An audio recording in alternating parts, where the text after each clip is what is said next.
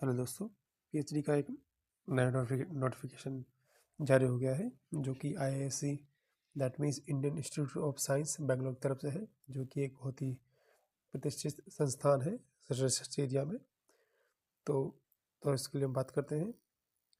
ये जो नोटिफिकेशन है वो जनवरी सेशन के लिए जारी किया गया है। तो यहाँ पर बात करें तो देखो, यहाँ पर जो रिसर्च प्रोग्राम है दैट मीन्स पीएचडी।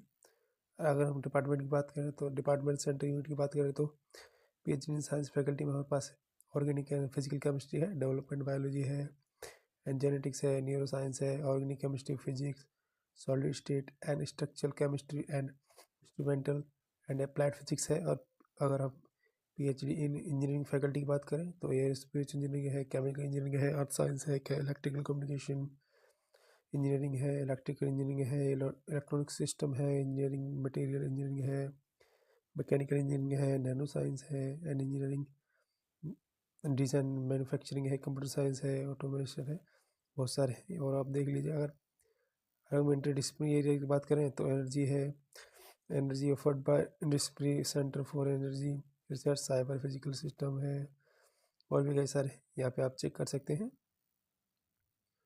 अब हम बात करते हैं एलिजिबिलिटी की।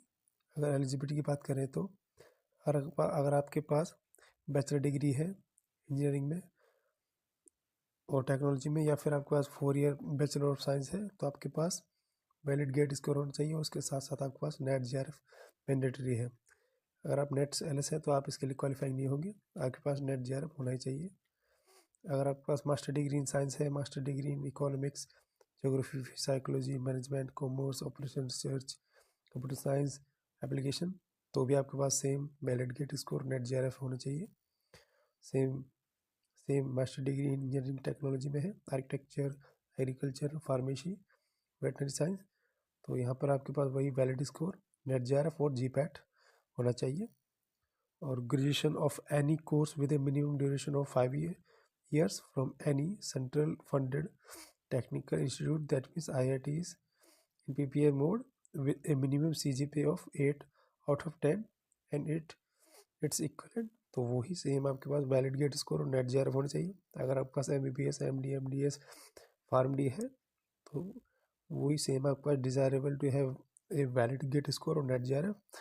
बी फार्म वाले हैं तो भी आपके पास यही होना चाहिए। BDS है तो आपके पास नेट जेआरएफ मैंडेटरी होना चाहिए और सेम है। और आप देख सकते हैं, अगर आपके पास BE, BTech, इक्विवेलेंट एग्जामिनेशन और प्रोफेशनल सोसाइटीज रिकॉग्नाइजेशन और MOE, UPSC, AICTE, सेम आपके पास वही valid score NET JRF mandatory होना चाहिए। सेम है। और आप देख सकते हैं, यहाँ पे दे रखा है नोट्स में देखें तो आप the GATE, GPAT, JEST, NET JRF और other national entrance test passing certificate score card should be valid on 1 January 2026। जो भी आपके पास नेशनल एंट्रेंस टेस्ट है, इनका जो वैलिडेशन है 1 जनवरी 2026 से पहले का होना चाहिए, तभी आप अप्लाई कर सकते हैं। अगर नेट जेआरएफ इंक्लूड की बात करें तो आपके पास CSR जेआरएफ होना चाहिए, या फिर UGC जेआरएफ, या फिर DBT JRF, ICMR JRF, JS, NBHM research support, यह है तो आप अप्लाई कर सकते हैं। अगर आप कैटेगरी 2 और कैटेगरी 3 में हैं तो आप यहाँ पर रिसर्च प्रोग्राम में अप्लाई करने के लिए एलिजिबल नहीं होंगे। और अगर सिलेक्शन प्रोसेस की बात की जाए तो सेम है, आपको एक इंटरव्यू के लिए शॉर्टलिस्टेड किया जाएगा, आपका इंटरव्यू होगा, इंटरव्यू के बेसिस पे आपको सेलेक्ट किया जाएगा। और यहाँ पर दूसरा प्रोग्राम है वो है एक्सटर्नल रिसर्च रजिस्ट्रेशन प्रोग्राम, वही सेम है। यहाँ पर एक्सटर्नल रजिस्ट्रेशन है कि मतलब professionals from R&D organisation, industries and faculty members from engineering, agricultural, pharmaceutical, veterinary, medical college, universities recognised by the appropriate government agencies.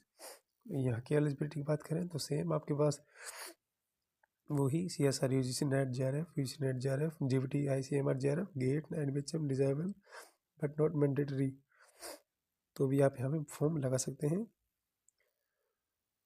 और सिलेक्शन प्रोसेस की बात करें तो वही है, आपकी जो इंटरव्यू में जो परफॉर्मेंस है उसके हिसाब से आपको सेलेक्ट किया जाएगा।